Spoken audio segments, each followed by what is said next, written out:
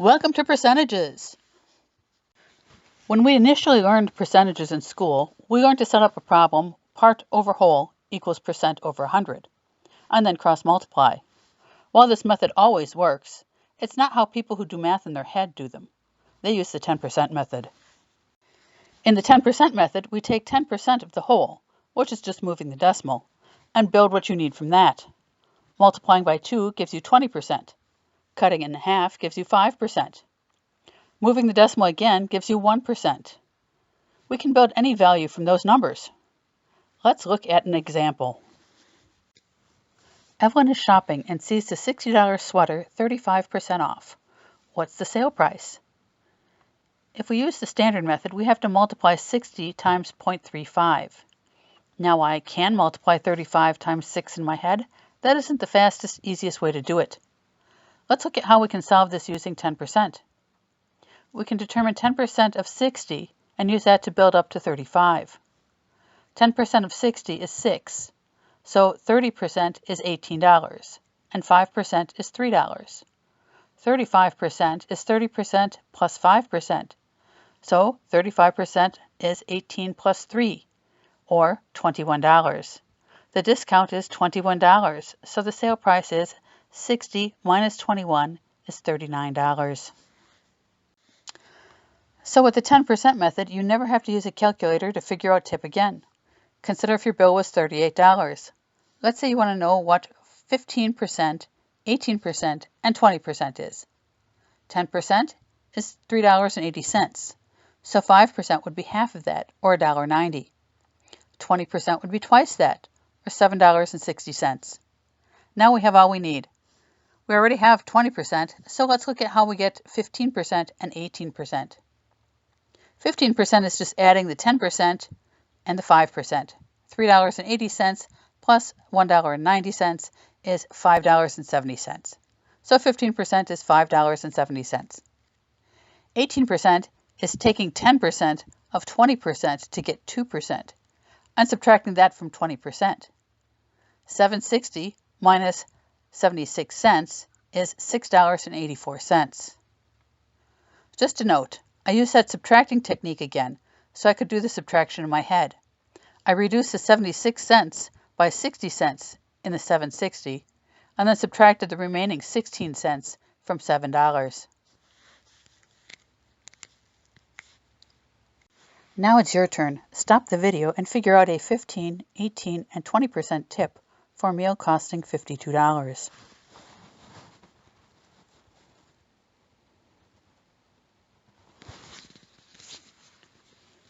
10% is $5.20, 5% is half that, $2.60, 20% is double it, $10.40, and 2% is 20% with the decimal moved, so $1.04. So 15% is $5.20 plus $2.60, or $7.80. 20% we already know is $10.40, and for 18% we subtract $1.04 from $10.40 and get $9.36. Let's look at an example of how to find the percent when the part is known. Randy is buying scrap lumber.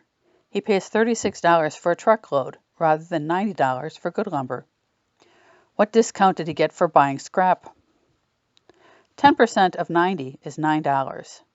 What do we need to multiply by 9 to get 36? 4 times 9 is 36, so 4 times 10 is 40%.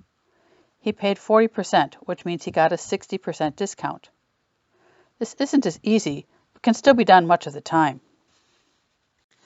Now it's your turn. Rochelle painted 240 square feet of an 800 square foot building.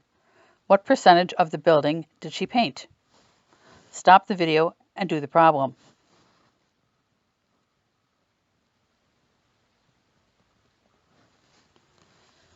%10 of 800 is 80, so we're trying to build 240 from 80.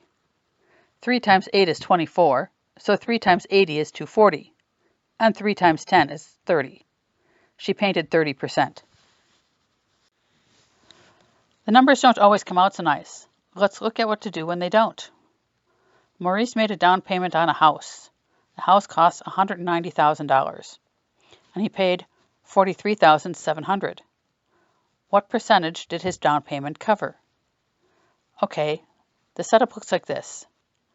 The standard method would have us divide 4,370,000 by 190,000, which sounds terrible to me. Let's see if we can do it with the 10% method. We find 10%, which is 19,000, and then build 43,700 from that. Let's double that 10%.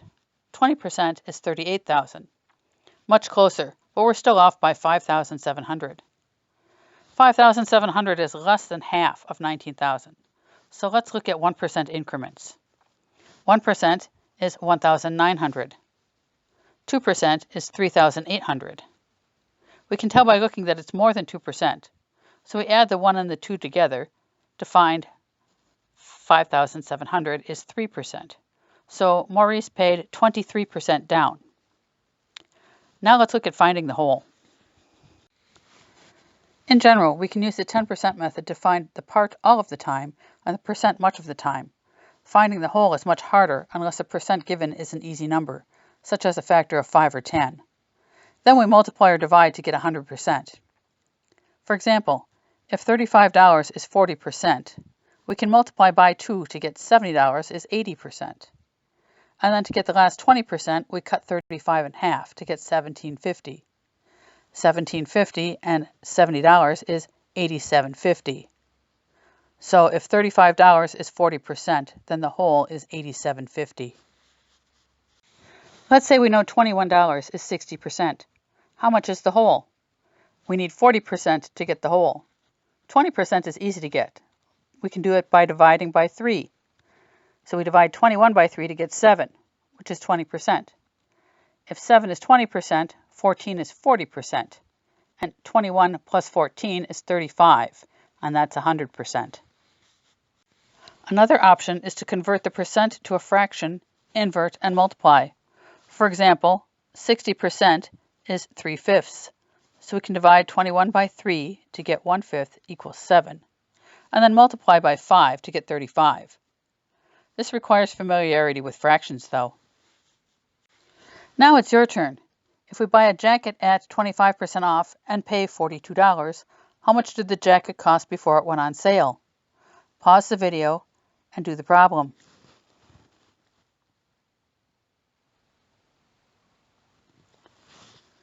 Since it's 25% off, we're paying 75%. We need to add 25% to get to 100%. And we can get that by dividing 42 by 3. So 25% is 14. 14 plus 42 is 56. The jacket was $56 before it went on sale.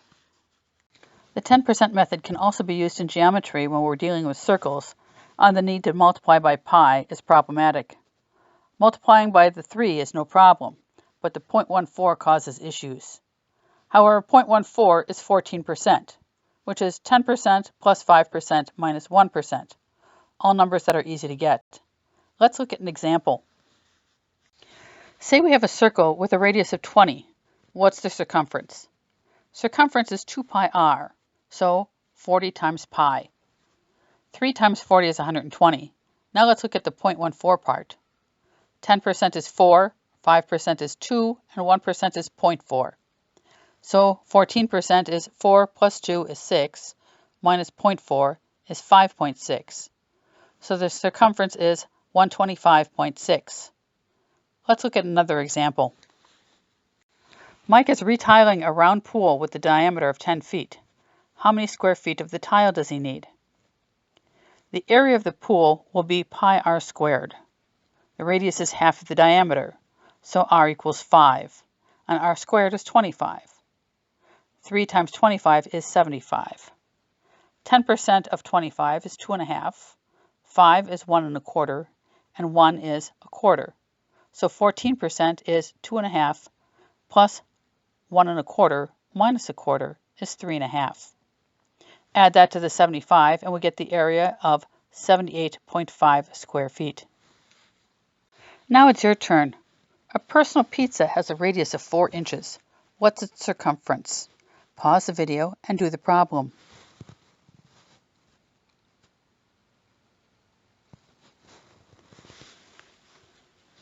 circumference is 2 pi r, so c equals 8 times pi. 8 times 3 is 24. Now we need to get the 0.14 part. 10% is 0.8, 5% is 0.4, and 1% is 0.08. So 15% is 1.2 minus 1%, which is 0.08, gives us 1.12. We add that to the 24 and find the circumference is 25.12 inches. I hope you found this class useful and can use some of these techniques to do math faster and easier.